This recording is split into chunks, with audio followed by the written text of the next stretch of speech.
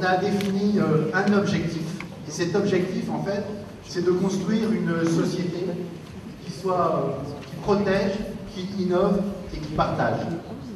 Pour ce faire, nous avons pensé qu'il fallait une stratégie qui soit mordante, qui soit combative et innovante. Et pour ce faire, il n'y a qu'une chose, c'est qu'il faut qu'il y ait une contractualisation entre tous ceux qui acceptent à un moment ou à un autre de prendre une responsabilité dans le parti, que ce soit au niveau national ou au niveau local. Donc il sera demandé à toute personne qui voudra prendre des responsabilités de contractualiser. La notion de contrat pour nous est importante, et on l'a bien vérifié depuis 2 ans, c'est que voilà, il y a certaines personnes qui prennent des responsabilités et que malheureusement ils ne les assument pas comme il faudrait. Être adhérent à Nouvelle Donne, c'est militer. Donc nous, ce que nous souhaitons, c'est qu'on devienne un parti de militants. Il faut bien sûr une organisation qui soit plus efficace. Nous le regrettons tous, mais c'est vrai qu'on n'a pas démontré jusque-là que notre organisation était efficace. Et pour ce faire, il faut donc qu'on la simplifie. Mais il faut aussi qu'on laisse à chaque adhérent la liberté des modalités de son investissement. On a bien vu qu'à Nouvelle Donne, et c'est ça qui fait une partie de son originalité, c'est que certains ont plus envie de s'impliquer dans un mouvement citoyen et d'autres plutôt dans un parti politique. Et donc tout ça, c'est pas antinomique. Pourquoi? Parce qu'en fait, et vous le verrez, je souhaite faire de Nouvelle Donne un parti citoyen. Il faut bien sûr un fonctionnement exemplaire. On n'arrête pas, et ça fait partie des éléments fondamentaux de la charte, on met en avant notre éthique. Bien, il faut d'abord qu'on le démontre, et donc il faut pour cela avoir ce fonctionnement exemplaire. Et puis si nous voulons gagner, parce que c'est notre ambition, c'est notre objectif, et on espère que vous allez nous rejoindre pour cela, il faut naturellement qu'on arrive à convaincre. Et pour convaincre, il faut donc qu'on aille à la rencontre de nos concitoyens. On voit bien aujourd'hui le désintérêt qu'ils ont pour la politique. À nous d'essayer de redonner envie de faire de la politique, ou du moins de s'intéresser à la politique. Donc il faut clarifier nos objectifs, il faut simplifier notre gouvernance, et surtout, il faut aussi nous former. C'est indispensable de pouvoir se former. Et donc, si nous faisons ça, eh bien, nous pourrons gagner en 2017. Notre stratégie, je vous l'ai dit, c'est une stratégie en tenaille. D'un côté, un parti politique, mais aussi un mouvement citoyen, pour faire de Nouvelle Donne le premier parti citoyen.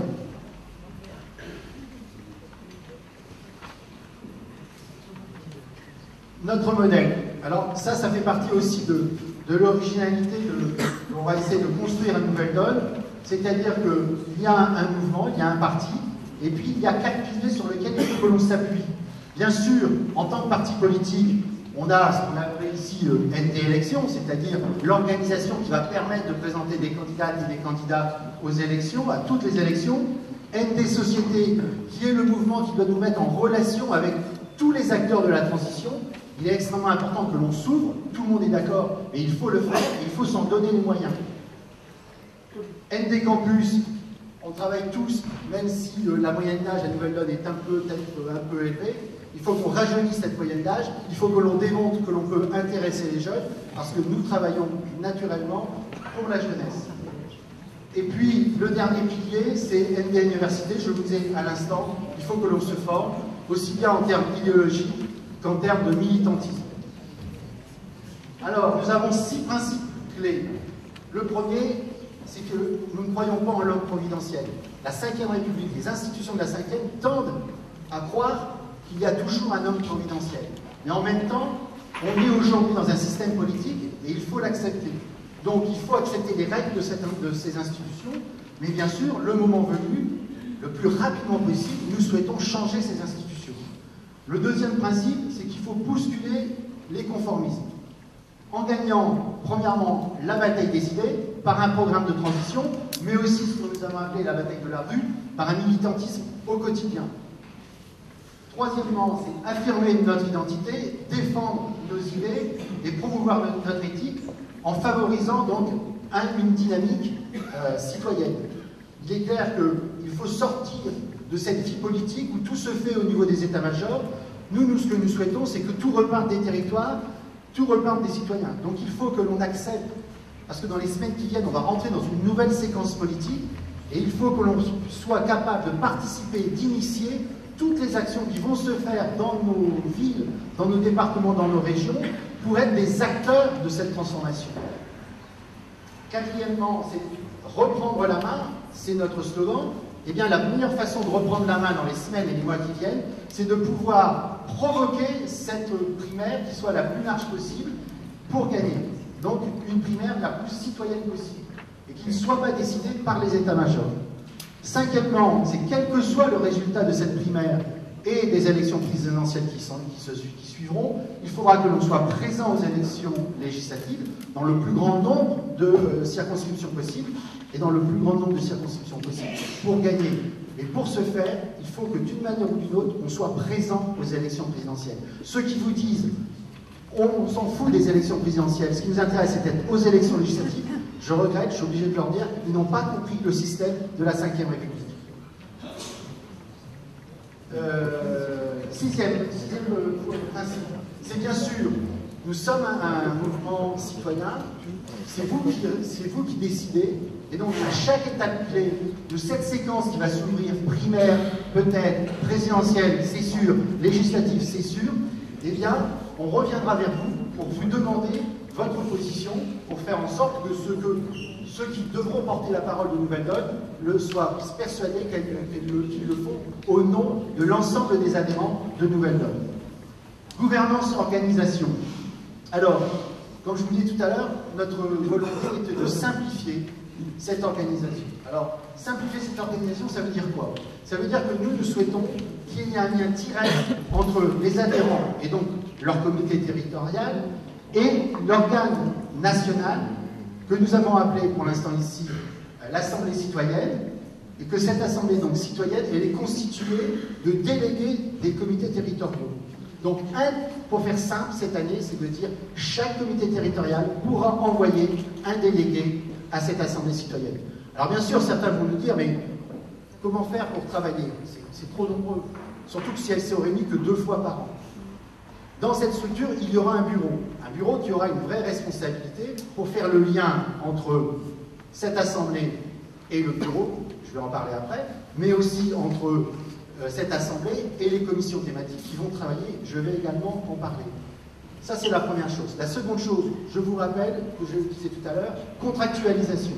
C'est-à-dire que chaque délégué qui acceptera d'aller à l'Assemblée citoyenne n'ira pas à l'Assemblée citoyenne pour 2 fois dans l'année. Non, tout au long de l'année, il se sera engagé à être un militant, soit dans un groupe de travail, soit dans une commission thématique, c'est-à-dire qu'il sera co-référent d'une commission thématique, soit dans une mission qui sera donnée. C'est-à-dire qu'il ne pourra pas y avoir un délégué qui n'ait pas une mission qu'il aura à remplir tout au long de l'année. Voilà, donc c'est pas juste de dire je vais 2 fois par an. Ça, on va dire, c'est même peut-être pas la principale de ses missions. Et ce sera quand même important parce que cette Assemblée citoyenne est là pour contrôler l'action du Bureau national. Là, renforcer la démocratie directe par les adhérents de 2 façons. Soit par un référendum, c'est-à-dire une votation de l'ensemble des adhérents sur un certain nombre de sujets, ou passer par cette Assemblée citoyenne qui est la représentante de l'ensemble des adhérents. Donc c'est de faire en sorte que les décisions principales soient prises par vous. Donc une Assemblée citoyenne qui est composée de délégués, là encore, c'est ce que je vous disais tout à l'heure, donc avec une contractualisation. Le Bureau national et l'Assemblée citoyenne donc, sont clairement engagés sur des objectifs déterminés par les adhérents, avec une exigence d'organisation, de gestion et de rigueur professionnelle. On continue, vous voyez qu'il y a quand même un certain nombre de points importants. Il y a une animation et coordination territoriale. Nous, on propose de supprimer l'échelon régional dans la chaîne de décision du mouvement, parce qu'on veut simplifier. Mais ce que l'on vous propose, c'est que les comités territoriaux, en fonction de leurs besoins, en fonction de leur taille, puissent se réunir au niveau soit d'un département, soit de plusieurs CT, soit de la région, pour pouvoir faire de l'animation, pour pouvoir faire de l'organisme, de la coordination, en fonction d'un certain nombre d'actions qui seront à même d'entreprendre. Tous les comités territoriaux ne sont pas la même force, et donc ils doivent pouvoir se regrouper. Voilà, donc il y aura une volonté de faire en sorte que ça puisse se faire, mais c'est vraiment par rapport à l'action sur le terrain, dans les territoires. C'est la raison d'être de ces coordinations territoriales. Pour m'excuser de ce que j'ai dit tout à l'heure, donc nous souhaitons un renforcement de la présence des femmes et des jeunes dans notre organisation, et bien sûr l'émergence de nouveaux porte-paroles. Il n'est pas possible que Nouvelle Donne s'appuie, et Cynthia Fleury l'a très bien dit tout à l'heure, ne s'appuie que sur une seule personne. Et le point suivant, mais je crois qu'on est assez d'accord là-dessus, je crois que c'est quelque chose qui est assez partagé, c'est qu'il faut qu'on donne des moyens financiers au CT. Donc il y a une partie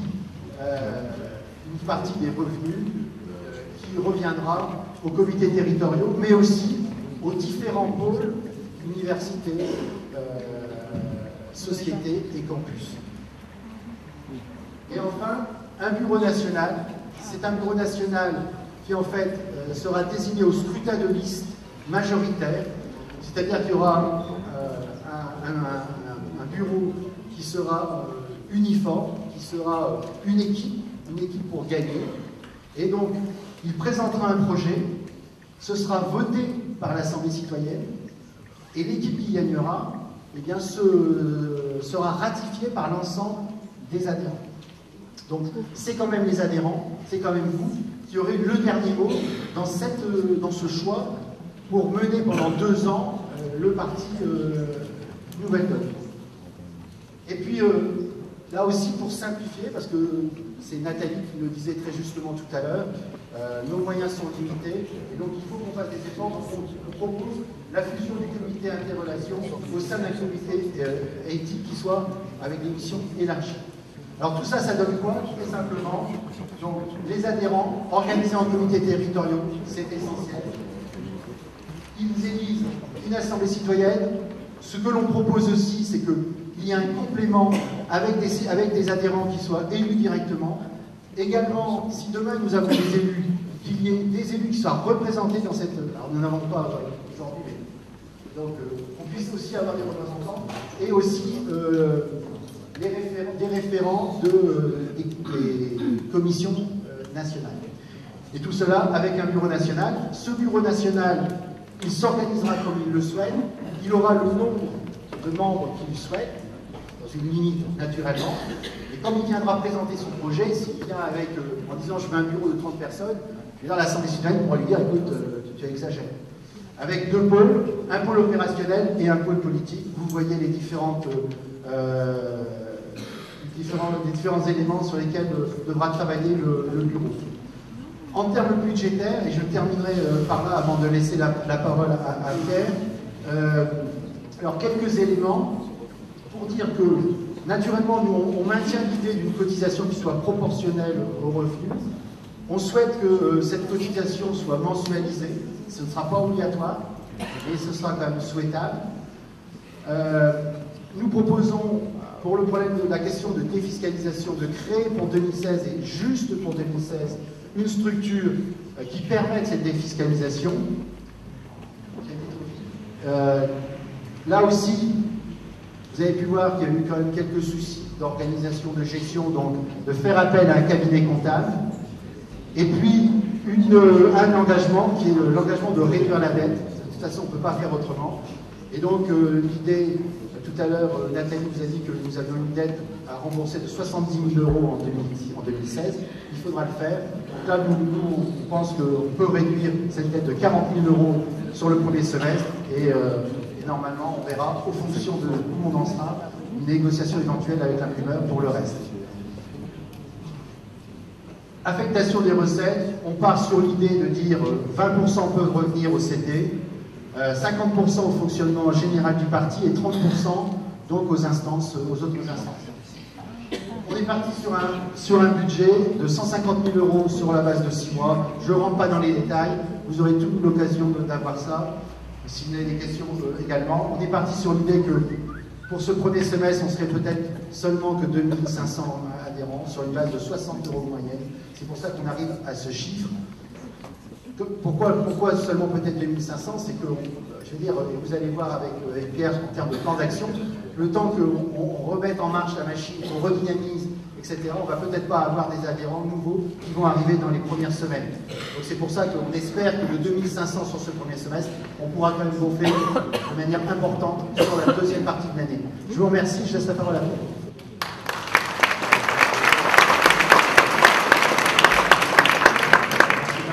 Je vois qu'il y a pas mal de convergence entre les trois premiers projets. Je pense qu'on a, j'ai dit au fil du Nord, que c'est d'accepter un Pasco Béarnais. Je pense qu'on a signé plusieurs textes, il y a vraiment beaucoup de convergence. J'insiste sur 2 ou 3 points que Fabrice a mis en avant. Le fait que sur toutes les grandes questions de stratégie, c'est aussi ce que dit Tchetch dans la vidéo qu'on n'a pas pu voir, c'est qu'il faut vraiment que les adhérents soient associés, qu'il n'y ait pas d'ambiguïté sur toutes les grandes questions de stratégie. Primaire ou pas primaire, on propose qu'il y ait un week-end, redonner la date du 25 et 26 juin, à Paris, ou si un groupe local veut l'organiser, mais c'était tous ensemble, on en saura plus, est-ce qu'il y a une primaire ou pas, une primaire de toute la gauche, une primaire de l'autre gauche, une primaire. Donc le 25 et le 26 juin, on décidera tous ensemble, est-ce qu'on va ou pas dans une primaire qui a lieu ou pas, comment on désigne notre candidat ou notre candidate, comment on fait campagne. C'est pas aujourd'hui qu'on n'a pas assez d'infos, mais c'est tous ensemble qu'on décidera, après un débat de 2 jours, et début juillet, il y aura un vote de tous les adhérents là-dessus. Une priorité pour nous, c'est de nous remettre à l'action, simplifier l'organisation et nous remettre à l'action, je pense que c'est ce qu'on veut tous.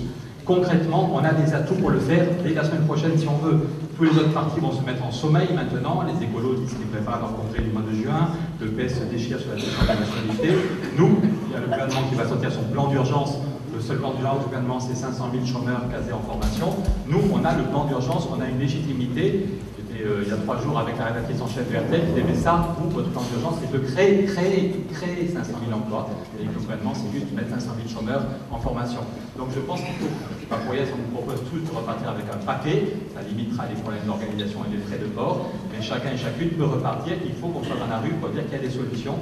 Quand tous les autres partis vont se mettre en sommeil, il faut que Nouvelle Donne soit visible, qu'on continue à faire des débats. Deuxième action, c'est sur la question des 1 000 milliards pour le climat, avec des associations, on voit cette semaine les gens d'Alternativa, avec les gens d'Attac, avec les écolos européens, avec d'autres réseaux.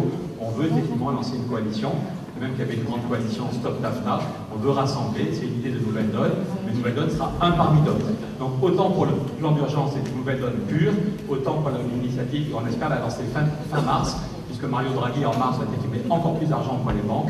Donc on voudrait dire que les 1 000 milliards ou les 1 500 milliards vont sur le climat. On lance une campagne pendant 1 an avec une grande semaine au mois de mai. Troisième grande campagne sur la question du temps de travail. C'est un combat fondamental et Hollande nous a fait un cadeau magnifique puisque Hollande a dit qu'il faudrait permettre aux entreprises de travailler plus. On n'espérait pas, voilà. Donc on sort un livre avec Dominique Méda, un petit bouquin à 5 € qui s'appelle Einstein avait raison, il faut réduire le temps de travail. Donc c'est un petit bouquin, on est en train de finir avec Dominique, il sortira début avril quand la loi El Khomri arrivera au Parlement. Donc le débat début avril, ce sera est-ce qu'il faut travailler plus ou est-ce qu'il faut travailler moins. On aura le petit bouquin, on aura des vidéos qu'on a déjà faites ou qu'on va encore faire. La question du temps de travail est fondamentale. On a besoin de temps pour l'expliquer. On ne va pas attendre 1 mois avant les législatives pour expliquer notre projet. Donc, et ça va avec l'effort de formation. Tous les mois, on fera une formation, parce qu'il y a aussi des nouveaux qui arrivent. Tous les mois, par Internet, on pourra se former pour que chacun de nous puisse animer un débat, un apéro chez soi, une réunion de quartier ou répondre aux questions. C'est pas très compliqué, on se le dit à Marseille, c'est pas très compliqué. En prenant quelques heures pour se former, on peut animer des débats publics, on peut répondre aux questions sur le temps de travail. C'est toujours les mêmes questions. Tous les soirs, il y a 10 questions, c'est pas très compliqué. On peut tous devenir porte-parole et faire passer nos idées. Donc les 3 premiers chantiers qu'on vous propose, c'est faire connaître ce qui sont déjà nos idées. La question du plan d'urgence, les 1 000 milliards et la semaine de 4 jours, oui c'est possible. Et puis il y a 2 chantiers pour montrer qu'on construit le projet qu'on défendra au présidentiel d'une façon ou d'une autre législative, qu'on le construit avec d'autres. Premièrement, la République en chantier. On a déjà des idées sur les questions de démocratie, mais ce sera de l'allure qu'on lance au début du mois de mai un chantier avec tous ceux et celles qui veulent nous aider à construire ce que sera notre projet pour 2017 sur les questions de République, sur les questions de démocratie. Qu'est-ce qu'on met vraiment comme contenu pour la 6e République? Ça aurait la gueule que Nouvelle Donne dise. Sur les questions économiques et sociales, on a déjà pas mal de choses. Par contre, on est ouvert au maximum de gens pour construire notre projet sur la République, les institutions, la 6e République, le vivre ensemble, la laïcité. Prenons 3 mois pour en débattre et on décidera aux journées d'été à la fin du mois d'août. Après ces 3 mois de débat, c'est fin août qu'on décidera qu'est-ce qu'on met dans notre projet. Ça aurait été élaboré de façon collective. Dernier point, une initiative au mois de juin, construire la paix, avec un grand diplomate qui vient de rejoindre Nouvelle-Donne, de ceux qui ont négocié les accords d'Oslo, avec des militaires qui partagent nos idées, avec des gens qui... Comment construire la paix, et pas simplement lutter contre le terrorisme ou désigner des boucs émissaires. Donc c'est une journée de départ au mois de juin et qui nous permettra que tout le travail des adhérents sera mis sur la table et ça nous permettra après maturation, là c'est pareil, en septembre, on pourra dire qu'est-ce que dit Nouvelle Donne sur le terrorisme, sur la question de la diplomatie, sur Israël et la Palestine. Cette famille, Moratinos, est un de ceux qui a négocié les accords d'Oslo, qui est en train de faire passer toutes nos idées autour de lui. Je le redis, l'objectif c'est la question des porte-paroles. Il faut qu'on fasse émerger 3 ou 4 porte-paroles au niveau national et dans chaque région. C'est ridicule, honnêtement, c'est ridicule. L'autre jour, je sortais d'un studio sur Europe 1 et Nicolas Poincaré me dit j'aimerais bien te réinviter, c'est vraiment intéressant. En même temps, on ne peut pas faire 2 fois du La Route du Roux la même semaine. Donc c'est crevant pour moi, même sans rire, c'est crevant pour moi d'être tous les soirs en meeting et c'est stupide. Au parti de gauche, ils ont 5 ou 6 personnes. Chez les écolos, ils en ont 5 ou 6. On n'est pas plus couillons qu'eux. Donc au niveau national, comme dans chaque région, il faut qu'on fasse émerger. Ce qu'on dit n'est pas compliqué, ce qu'on dit est assez punchy, mais il faut que certains acceptent. Moi, au début, j'avais la trouille. Au début, je refusais de voir des journalistes. Et finalement, c'est pas très compliqué. Et même si on bégaye un peu, les gens se disent ben, c'est pas un politicien de métier, c'est quelqu'un qui bégaye un peu, mais ce qu'il dit est intéressant. Donc n'ayons pas peur, il faut qu'on s'organise. On l'avait dit il y a 1 an avec Joseph. Je lui ai dit comme priorité, c'est de former des porte-paroles et de les faire émerger. Mais dans 6 mois, on n'est pas bon si au mois de mai, il n'y a pas plus de porte-paroles qui se sentent capables de répondre aux médias dans chaque région au niveau national. Merci.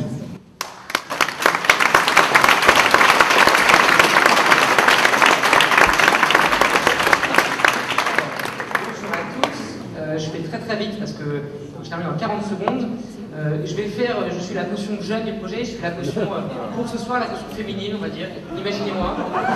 Ça marche très bien, je suis aussi la femme de l'équipe. Pour conclure très rapidement, 4 points qui me semblent importants pour ce projet. Ce projet est un projet de rassemblement. Il est un projet de rassemblement déjà dans son essence même parce qu'il est issu de plusieurs projets initiaux qui ont été capables de se rassembler, qui ont été capables de faire des concessions pour intégrer d'autres projets et d'autres sensibilités. Et donc déjà, dans son essence même, c'est un projet de rassemblement. Et je pense que dans la manière dont il est construit et dans l'idée de ce projet, pour la suite, il y a vraiment cette notion de rassemblement. C'est un projet efficace, Fabrice vous l'a montré tout à l'heure, avec quelque chose de très pragmatique, de très efficace. On met cette efficacité au service de nos idées et uniquement au service de nos idées. Ça, c'est un point important. Évidemment, l'organigramme est simplifié. Le but, c'est vraiment d'être fidèle à l'intuition de départ, qui est celle de redonner la main aux adhérents, d'où ce lien direct entre les CT et une assemblée citoyenne qui peut contrôler le bureau national. Donc on a vraiment simplifié. Voilà, un projet de rassemblement dont l'efficacité sera uniquement au service de nos idées, s'appuyant sur la participation et la mobilisation de chacun. C'est un projet pragmatique et simplifié qui répond finalement à l'intuition de départ de nos adhérents. Merci à tous.